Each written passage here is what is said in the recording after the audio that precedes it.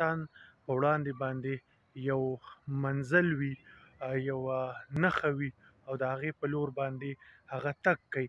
دغه منزل او دغه مقصد چې کوم د ژوند وي، نو په هغې باندې د هغه ضمیر او د هغه زړه د هغه سره ملګرتیا کوي او د هغې په لور باندې رواني.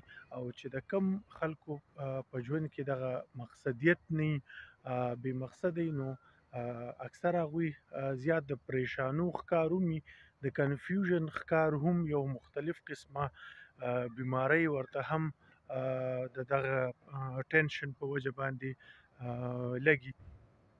نو که موږ یو مقصدي ژوند تیرول غواړو، نو پکار ده چې زمونږ په وړاندې باندې یو واضحه د ژوند مقصد پروت وي، په کوم باندې چې زمونږ زړه او ذهن بالکل تسکین کوي او موږ د هغې په لور باندې روان یو. ډیره مننه.